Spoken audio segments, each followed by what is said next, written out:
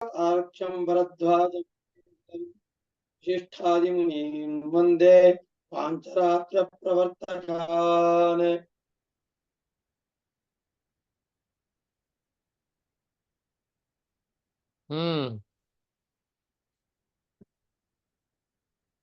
ओम राम सप्तार्चिषे हृदय ज्ञानार्ध्याय नमः। ओम ह्रीं स्वस्ति पूर्णाय ऐश्वर्याशिरसे स्वाहा। ओम रोम उत्तिष्ठ पुरुषाय शक्तिये शिखाये वषट्। ओम ह्रीं धूमव्यापिने फलाय कवचाय हुम्। ओम रोम सप्तजिह्वाय तेजसे नेत्राभ्यां वौषट्। ओम राः धनुर्धराय वीर्याय अस्राय वट्। प्रागग्नैरुदगग्नैश्च एकासमित्तिः एकादश ग्रन्थीकृताग्रैः एकादश संमितैः ग्रन्थीकृताग्रैः अग्निं वासुदेव संकर्षण प्रद्युम्न निरुद्धमन्त्रैः अभ्यर्चयेत्। ओम आवहनीयाय नमः। ओम कार्हपत्याय नमः। ओम दक्षिणाग्नेये नमः। ओम सभ्याय नमः। ओम असभ्याय नमः। ओम दावानलाय नमः। ओम रत्नाग्नेये नमः। ओम सप्तजिह्वाय नमः इत्यग्निं अलङ्कृत्य अग्नये दक्षिणतः द्वादशदर्भकूर्चे ब्रह्माणं तन्मन्त्रेणाभ्यर्चयेत्। चतुर्मुखं चतुर्बाहुं साक्षमालाकमण्डलं गिरासमेतं ऐमाभं ब्रह्माणं तत्र चिन्तयेत्। ओम कं ब्रह्मणे नमः। इदमासनं त्वं ब्रह्मा भव इत्तिष्ठाग्रैः संपूर्णार्चनमस्तु। ओम नारायणाय विद्महे वासुदेवाय धीमहि तन्नो विष्णुः प्रचोदयात्। इति विष्णुगायत्र्या चरुस्तालिं प्रक्षाल्य तस्मिन् आडकपरिमित्य तण्डुलान् प्रक्षाल्य अधिष्ठित्य उत्तरतो निधाय आज्यपात्रमात्मनः पुरतो दर्भास्तरणे संस्थाप्य द्रावित गालितमाज्यम् आज्यपात्रे ओम अं विष्णवे नमः इति निरूप्य आप्यायस्वेति अभिमन्त्रयेत्। ओम आप्यायस्व समते समेतु ते विश्वतः सोम विष्णुविष्णयं बभावाजस्य संगदे इति अभिमन्त्र्य। ओम कुण्डस्योत्तरे पार्श्वे ओम कुण्डस्योत्तरे पार्श्वे कुण्डस्योत्तरे पार्श्वे कुण्डस्योत्तरे पार्श्वे त्रीन् दर्भान् आस्तीर्य त्रीन् दर्भाणास्तीर्य त्रीन् दर्भाणास्तीर्य त्रीन् दर्भाणास्तीर्य कुण्डस्योत्तरे पार्श्वे त्रीन् दर्भान् आस्तीर्य कुण्डस्योत्तरे पार्श्वे त्रीन् दर्भाणास्तीर्य कुण्डस्योत्तरे पार्श्वे त्रीन् दर्भाणास्तीर्य कुण्डस्योत्तरे पार्श्वे त्रीन् दर्भाणास्तीर्य तस्मिन् तेष्वङ्गारान्निरुह्य तेष्वङ्गारान्निरुह्य तेष्वङ्गारान्निरुह्य तेष्वङ्गारान्निरुह्य तेष्वधिश्रित्य तेष्वधिष्ठित्य तेष्वधिष्ठित्य तेष्वधिष्ठित्य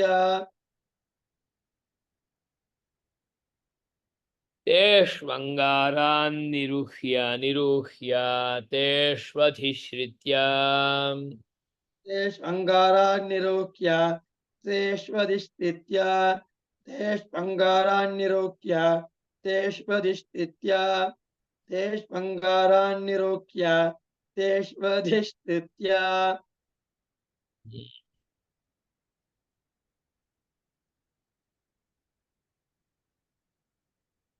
ॐ इति पवित्रं विन्यस्य ॐ इति पवित्रं विन्यस्य ॐ इति पवित्रं विन्यस्य ॐ इति पवित्रं विन्यस्य मूलेन दीप्तेन बर्हिषा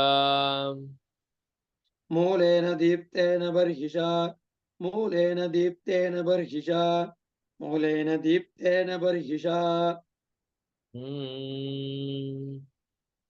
त्रिः पर्यग्निकरणं कृत्वा त्रिपर्यग्निकरणं कृत्वा त्रिपर्यग्निकरणं कृत्वा त्रिपर्यग्निकरणं कृत्वा मूलेन दीप्तेन बर्हिषा त्रिः पर्यग्निकरणं कृत्वा मूलेन दीप्तेन बर्हिषा त्रिपर्यग्निकरणं कृत्वा मूलेन दीप्तेन बर्हिषा त्रिपर्यग्निकरणं कृत्वा मूलेन दीप्तेन बर्हिषा त्रिपर्यग्निकरणं कृत्वा ॐ इति पवित्रं विन्यस्य मूलेन दीप्तेन बर्हिषा त्रिः पर्यग्निकरणं कृत्वा ॐ इति पवित्रं विन्यस्य मूलेन दीप्तेन बर्हिषा त्रिपर्यग्निकरणं कृत्वा ॐ इति पवित्रं विन्यस्य मूलेन दीप्तेन बर्हिषा त्रिपर्यग्निकरणं कृत्वा ॐ इति पवित्रं विन्यस्य मूलेन दीप्तेन बर्हिषा त्रिपर्यग्निकरणं कृत्वा कुण्डस्योत्तरे पार्श्वे त्रीन् कुण्डस्योत् दर्भानास्तीर्य तेष्वङ्गारान्निरूह्य तेष्वधिश्रित्य ॐ इति पवित्रं विन्यस्य मूलेन दीप्तेन बर्हिषा त्रिः पर्यग्निकरणं कृत्वा कुण्डस्योत्तरे पार्श्वे त्रीन् दर्भानास्तीर्य तेष्वङ्गारान्निरूह्य तेष्वधिष्ठित्य ॐ इति पवित्रं विन्यस्य मूलेन दीप्तेन बर्हिषा त्रिपर्यग्निकरणं कृत्वा कुण्डस्योत्तरे पार्श्वे त्रीन् दर्भानास्तीर्य तेषङ्गारान्निरूह्य तेष्वधिष्ठित्य ॐ इति पवित्रं विन्यस्य मूलेन दीप्तेन बर्हिषा त्रिपर्यग्निकरणं कृत्वा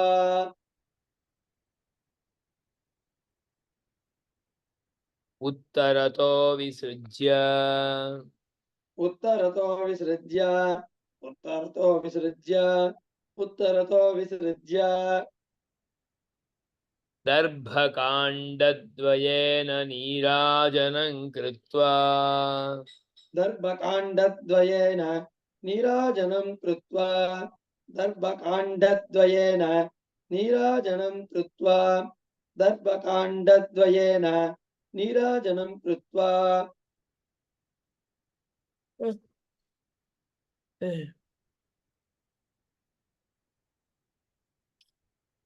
तावग्नौ विसृज्य तावग्नो विसृज्य तावग्नो विसृज्य तावग्नो विसृज्य उत्तरतो विसृज्य दर्भकाण्डद्वयेन नीराजनं कृत्वा तावग्नौ विसृज्य उत्तरतो विसृज्य दर्भकाण्डद्वयेन नीराजनं कृत्वा तावग्नो विसृज्य उत्तरतो विसृज्य दर्भकाण्डद्वयेन नीराजनं कृत्वा तावग्नो विसृज्य उत्तरतो विसृज्य दर्भकाण्डद्वयेन नीराजनं कृत्वा तावग्नो विसृज्य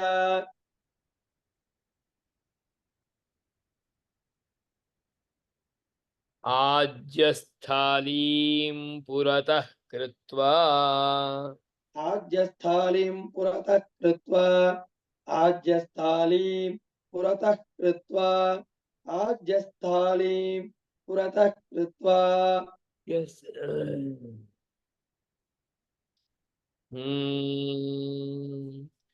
अंगारानग्निना संयोज्य अंगारानग्निनां संयोज्य अंगारानग्निनां संयोज्य अंगारानग्निना संयोज्य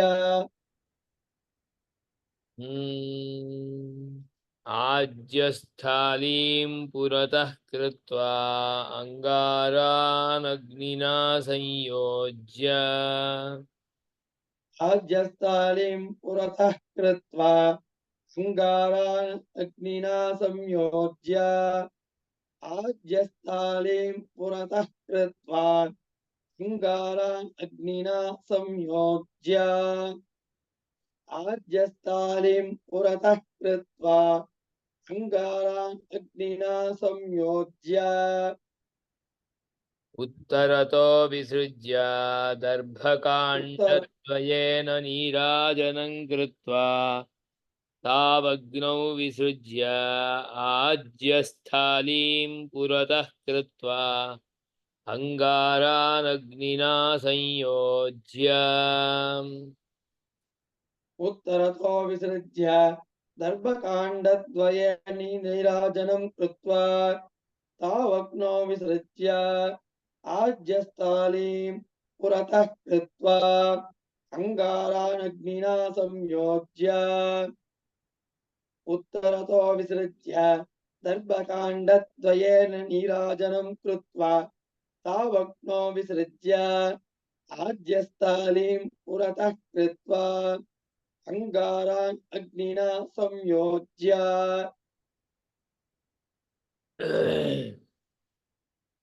उदगग्राभ्यां पवित्राभ्याम् उदगग्राभ्यां पवित्राभ्याम् उदगग्राभ्यां पवित्राभ्याम् उदगग्राभ्यां पवित्राभ्याम् उदगग्राभ्यां अंगुष्ठान अंगुष्ठानामिकाभ्याम् अंगुष्ठानामिकाभ्याम् अंगुष्ठानामिकाभ्याम् अंगुष्ठानामिकाभ्याम् उदगग्राभ्यां पवित्राभ्याम् अंगुष्ठानामिकाभ्याम् उदगग्राभ्यां पवित्राभ्याम् अंगुष्ठानामिकाभ्याम् उदगग्राभ्यां पवित्राभ्याम् अंगुष्ठानामिकाभ्याम् उदगग्राभ्यां पवित्राभ्याम् अंगुष्ठ अनामिकाभ्याम्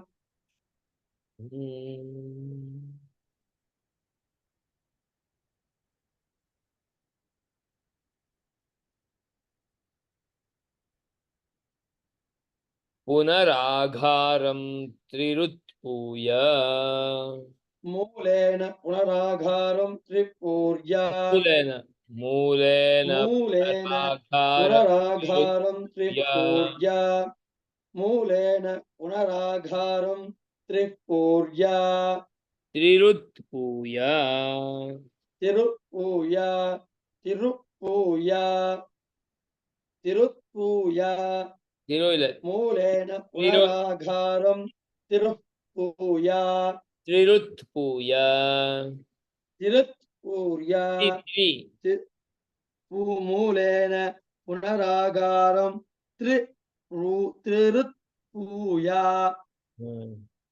मूलेन पुनरागारं तिरुपूया उदगग्राभ्यां पवित्राभ्याम् अंगुष्ठानामिकाभ्याम् मूलेन पुनराघारं त्रिरुत्पूय उदगग्राभ्यां पवित्राभ्याम् अंगुष्ठानामिकाभ्यां मूलेन पुनराघारं तिरुपूया उदगग्राभ्यां पवित्राभ्याम् अंगुष्ठ अनामिकाभ्यां मूलेन पुनराघारं तिरुपूया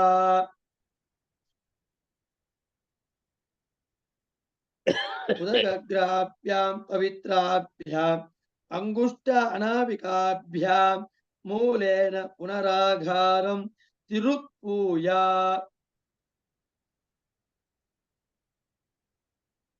पवित्रग्रन्थिं पवित्र अंगारानग्निना संयोज्य उदगग्राभ्यां पवित्राभ्याम् अङ्गुष्ठानामिकाभ्यां मूलेन पुनराघारं त्रिरुत्भूय अंगारान् अग्निना संयोज्य उदगग्राभ्यां पवित्राभ्याम् अङ्गुष्ठानामिकाभ्यां मूलेन पुनरागारं तिरुत्पूय अंगारान् अग्निना संयोज्य उदगग्राभ्यां पवित्राभ्याम् अङ्गुष्ठ अनामिकाभ्यां मूलेन पुनराघारं तिरुत्पूय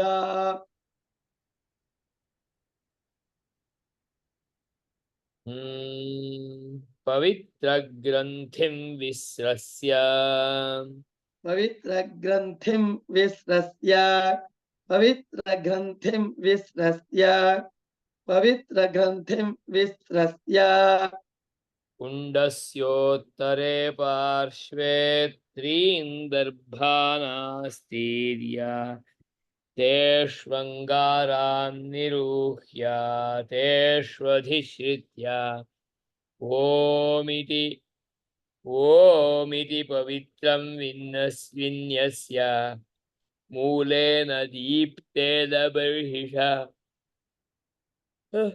तिः पर्यग्निकरणं कृत्वा उत्तरतो विसृज्य दर्भकाण्डद्वयेन नीराजनं कृत्वा तावग्नौ विस्रस्य अंगारानग्निना संयोज्य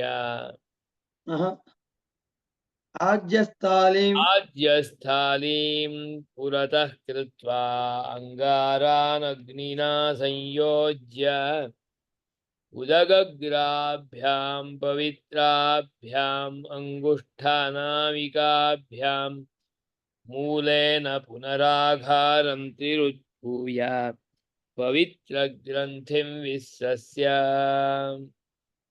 कुण्डस्योत्तरे पार्श्वे श्रीं दर्बाणास्तीर्य तेषङ्गारान् निरूप्य तेष्वधिष्ठित्य ॐ इति पवित्रं विन्यस्य मूलेन दीप्तेन बर्हिषा त्रिः पर्यग्निकरणं कृत्वा उत्तरतो विसृज्य दर्भकाण्डद्वयेन नीराजनं कृत्वा तावग्नो विसृज्य आज्यस्थालीं पुरतः कृत्वा अंगारान् अग्निना संयोज्य उदगग्राभ्यां पवित्राभ्याम् अङ्गुष्ठानामिकाभ्यां मूलेन पुनराघारं तिरुःपूय पवित्रग्रन्थिं विस्तृत्य पवित्रग्रन्थिं विस्रस्य कुण्डस्योत्तरे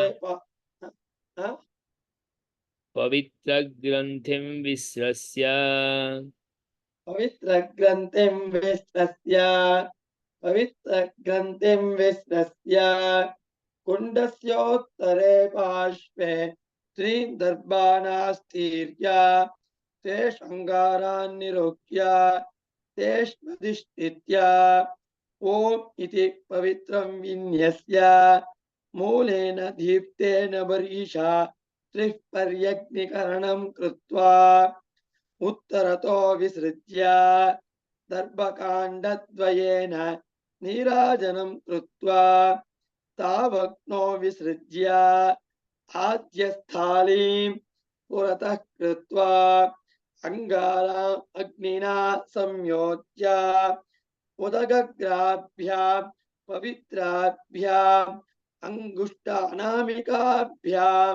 मूलेन पुनराघारं तिरुत्पूय पवित्रग्रन्थिं विस्तृत्य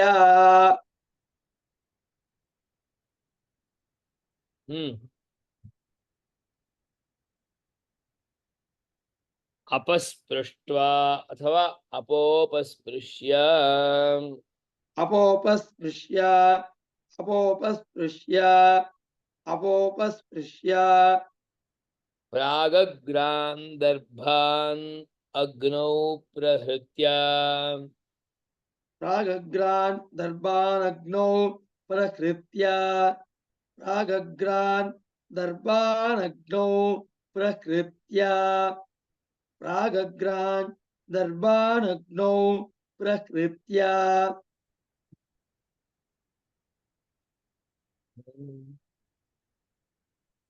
ॐ श्रीं सुरभ्यै नमः। ॐ श्रीं सुरभ्यै नमः। ॐ श्रीं सुरभ्यै नमः। ॐ श्रीं सुरभ्यै नमः।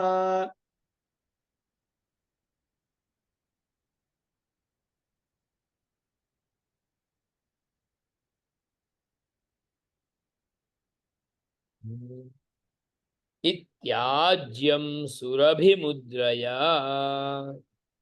त्याज्यं सुरभिमुद्रया इत्याज्यं सुरभिमुद्रया इत्याज्यं सुरभिमुद्रया अमृतीकृत्य अमृतीकृत्य अमृतीकृत्य अमृतीकृत्य दर्भानग्नौ प्रहृत्य दर्भानग्नौ प्रहृत्य दर्भानग्नौ प्रहृत्य दर्भानग्नौ प्रहृत्य ॐ श्रीं सुरभ्यै नमः। ॐ श्रीं दर्भानग्नौ प्रहृत्य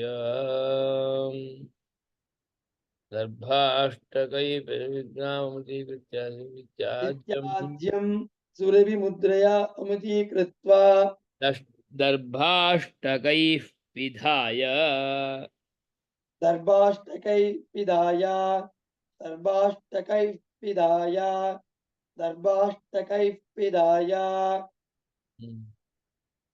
चक्रमुद्रां दर्शयेत् चक्रमुद्रां दर्शयेत् चक्रमुद्रां दर्शयेत् चक्रमुद्रां दर्शयेत्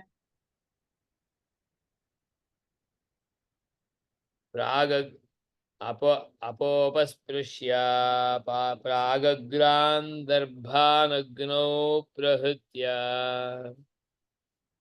ॐ श्रीं सुरभ्यै नम इत्याज्यं सुरभिमुद्रया अमृतीकृत्य दर्भाष्टकैः पिदाय चक्रमुद्रां दर्शयेत् अपोपस्पृष्ट्वा परागग्रान् दर्भानग्नौ प्रहृत्य ॐ श्रीं सुरभ्यै नमः इत्याज्यं सुरभिमुद्रया अमृतीकृत्वा दर्भाष्टकैः पिधाय चक्रमुद्रां दर्शयेत् अपोपस्पृष्ट्वा प्रागग्रान् दर्भानग्नौ प्रहृत्य ॐ श्रीं सुरभ्यै नमः इत्याज्यं सुरभिमुद्रया अमृतीकृत्वा दर्भाष्टकैः पिधाय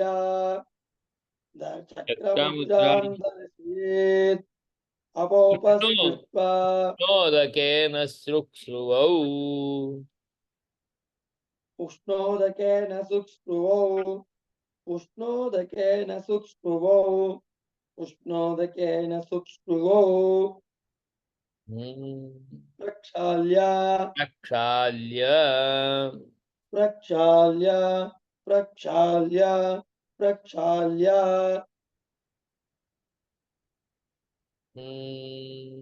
प्रक्षाल्य दर्भपञ्चकृतकूर्चेन दर्भपञ्चकृतकूर्चेन दर्भपञ्चकृतकूर्चेन दर्भपञ्चकृतकूर्चेन सुक्ष्णुवयोः सुक्ष्णुवयोः मूलं मूलेन सुक्ष्णुवयोः मूलं मूलेन सुक्ष्णुवयोः मूलं मूलेन सुक्ष्णुवयोः मूलं मूलेन मध्यं मध्येन मध्यं मध्यं मध्येन मध्येन अग्रमग्रेण मध्यं मध्येन अग्रम अग्रेण मध्यं मध्येन अग्रम अग्रेण मध्यं मध्येन अग्रम अग्रेण मूलं मूलेन मध्यं मध्येन अग्रमग्रेण अस्त्रमन्त्रेण संसृज्य मूलं मूलेन मध्यं मध्येन अग्रम अग्रेण अस्त्रमन्त्रेण संहृज्य मूलं मूलेन मध्यं मध्येन अग्रम अग्रेण अस्त्रमन्त्रेण संहृज्य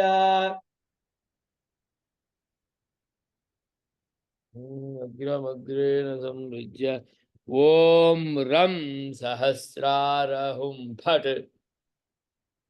इति तमग्रौ ॐ रं प्रहृत्य ॐ रं सहस्रारहुं फट् इति तमग्नौ प्रहृत्य ॐ रं सहस्रारहुं फट् इति तमग्नौ प्रहृत्य ॐ रं सहस्रारहुं फट् इति तमग्नौ प्रहृत्य इन्द्रा दिक्षु अष्टसु दिक्षु इन्द्रानीशानान्तम् अभ्यर्चयेत् अष्टसु दिक्षु इन्द्राधीशानान्तम् अभ्यर्चयेत् अष्टसु दिक्षु इन्द्राधीशानान्तम् अभ्यर्चयेत् अष्टसु दिक्षु इन्द्राधीशानान्तम् अभ्यर्चयेत् कुण्डस्योत्तरे पार्श्वे श्रीं दर्बानास्तीर्या ॐ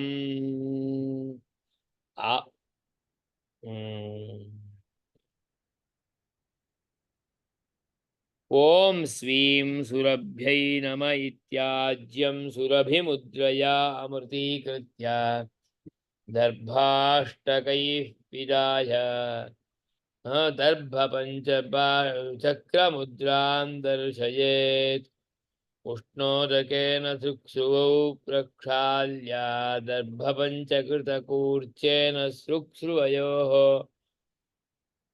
मद्मूलं मूलेन मध्यं मध्येन अग्रं मध्यं मध्येन अग्रमग्रेण इत्यस्त्रमन्त्रेण संसृज्य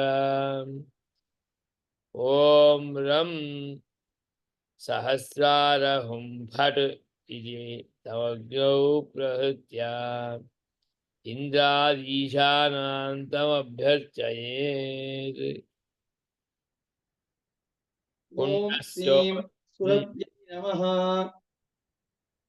अपोपस्पृष्ट्वा आगग्रान् दर्बानग्नौ प्रहृत्य ॐ श्रीं सुरभ्यै नमः इत्याज्यं सुरभिमुद्रया अमृतीकृत्वा दर्भाष्टकैः पिधाय चक्रमुद्रां दर्शयेत् उष्णोदकेन सुक्ष्णुवो प्रक्षाल्य दर्भपञ्चकृतकूर्चेन सुक्ष्णुवयोः मूलं मूलेन मध्यं मध्येन अग्रम अग्रेण अस्त्रमन्त्रेण संहृज्य ॐ रं सहस्रारहुं फट् इति तमग्नौ प्रहृत्य अष्टसु दिक्षु इन्द्राधीशानान्तम् अभ्यर्चयेत् ॐ अवोपस्पृष्ट्वा रागग्रान् दर्बानग्नौ प्रहृत्य ॐ श्रीं सुरभ्यै नमः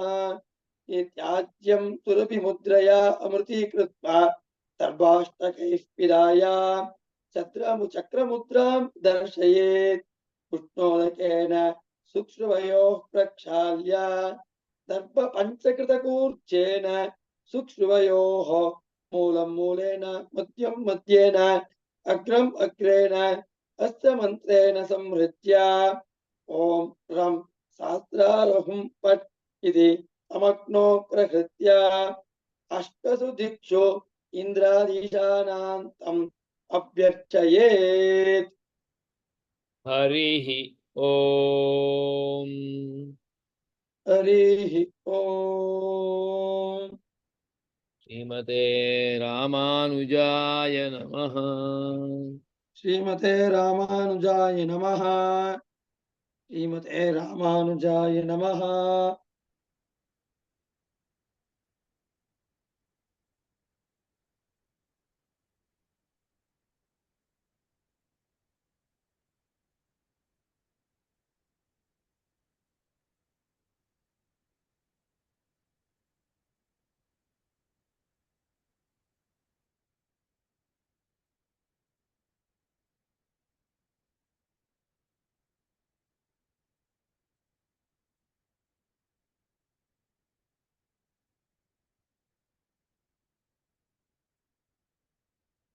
ए ब्रजेश,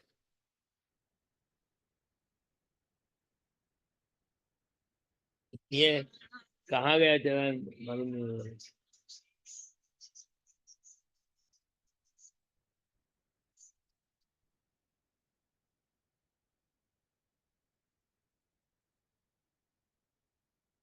तो पूरा हो गया कि नहीं? हाँ, चलो। हाँ,